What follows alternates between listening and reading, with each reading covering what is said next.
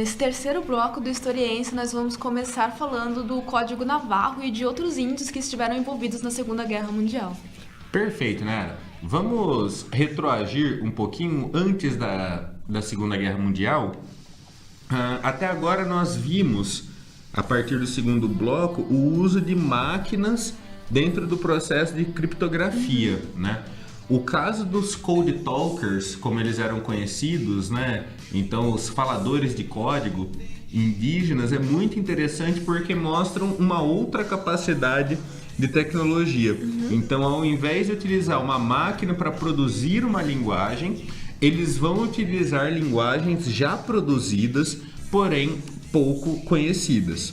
Então, no início da Segunda Guerra, começa um processo muito forte, não necessariamente voluntário, de alistamento de índios. Ou seja, no início da Segunda Guerra Mundial, milhares de índios americanos ou se dispuseram a participar do conflito por N razões, razões econômicas, vontade de se integrar à comunidade estadunidense no período. Vamos lembrar que nessa época os índios americanos não eram considerados cidadãos dos Estados Unidos, eles eram cidadãos indígenas, né? Eles utilizam até o termo nativo americano.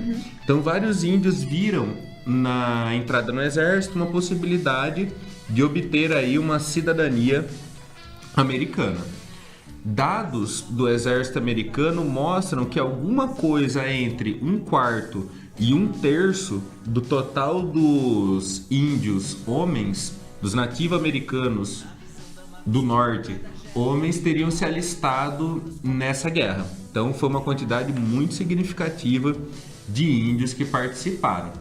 Agora os índios, além, é claro, da linha de batalha, da linha de frente, tinham um papel muito especial na guerra, né? Sim, a característica deles de terem uma linguagem totalmente diferente da inglesa, americana, e até de outros países ao redor do mundo, fazia com que a fala deles poderia ser usada como uma maneira de código, principalmente quando se tratava do código da guerra no Pacífico, já que os japoneses eles eram extremamente fluentes em inglês, muitos japoneses eram fluentes, e decodificavam mensagens americanas com muita facilidade. E aí, em 1942, o Philip Johnson, que ele era um veterano da Primeira Guerra Mundial, sugere à Marinha Americana que utilizassem nativos americanos para poder codificar as mensagens americanas. Ou seja, ele sugere principalmente os navarros, por causa que o pai dele era um missionário, ele trabalhou com nativos americanos, e o Philip Johnson, especificamente, ele era fluente em navarro.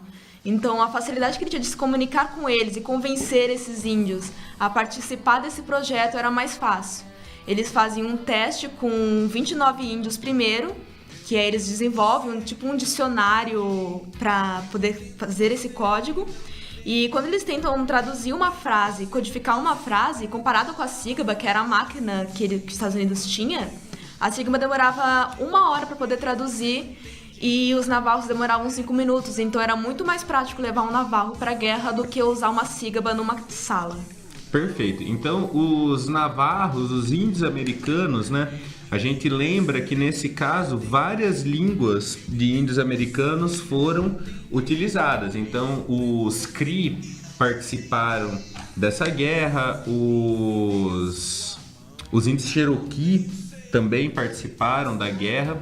Agora, qual que era a questão? De todas essas línguas, a língua navarro era a menos estudada pelos ocidentais. Então, assim, salvo um ou outro americano, folclorista ou missionário, nenhum ocidental, nenhuma pessoa não indígena conhecia a língua navarro, e isso dá uma vantagem de comunicação aí impressionante, né?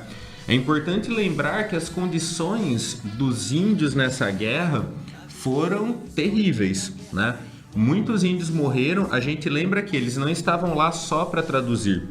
Então imaginem, eles entravam em um campo de batalha e eles tinham que ter o sangue frio de, no meio de toda a batalha, lembrar da mensagem e traduzir enquanto acontecia.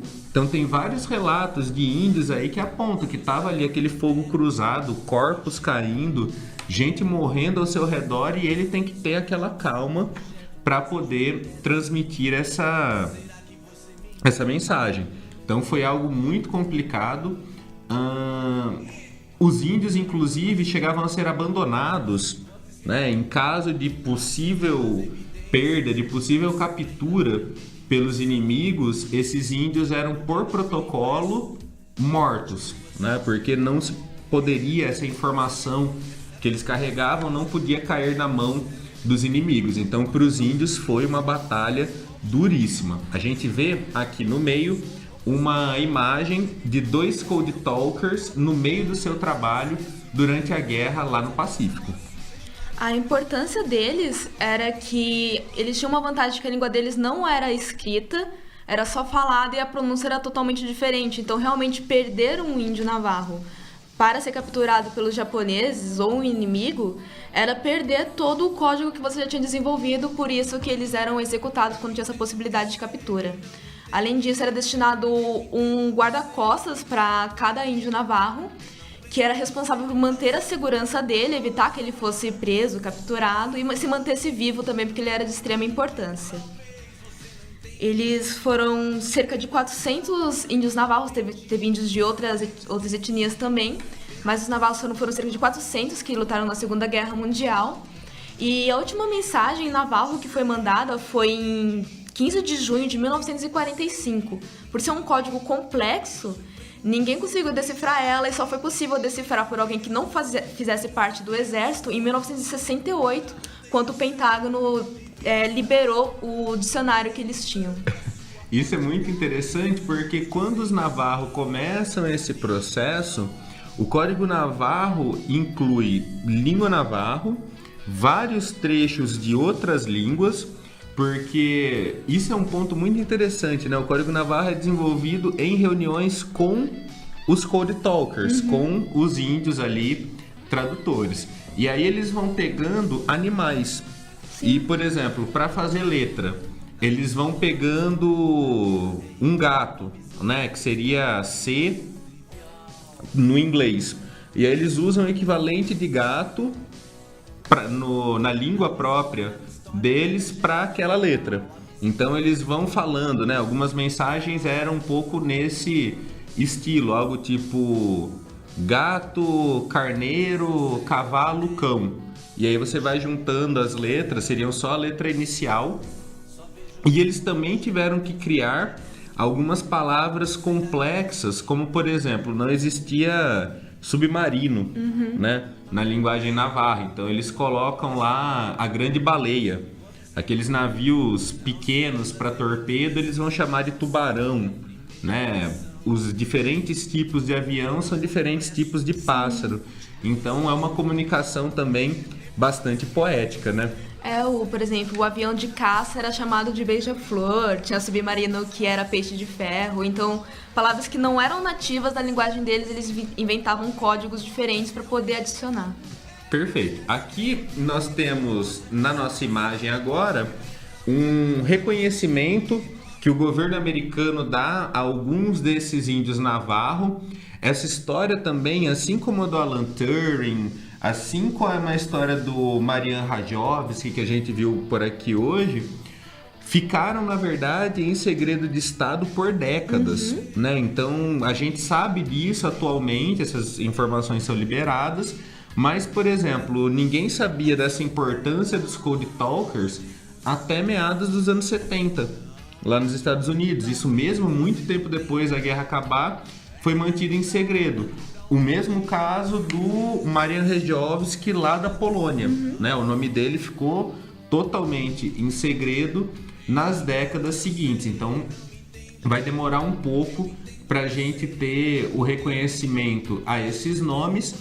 E eu acho que, até trazendo aqui mais para o final do programa de hoje, é muito importante porque nos mostra um outro lado da Segunda Guerra Mundial, né? Então, quando nós pensamos em guerra, muitas vezes a imagem vem diretamente a bomba, a arma, o conflito direto. Essa é uma das expressões óbvias da guerra, essa destruição toda. Mas isso passa também por uma complexa rede de informação.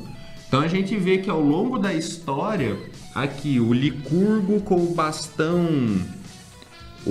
espartano, Júlio César, depois o uso no século XIX, também a criptografia em campos de batalha no século XX, e agora no século XXI nós temos aí os hackers, né, o ciberativismo, tantas pessoas criando códigos quanto quebrando códigos. Então acho que é interessante porque mostra que as guerras têm esse lado também de informação que é fundamental para que nós possamos compreendê-las, né? Não é simplesmente ali a parte da destruição.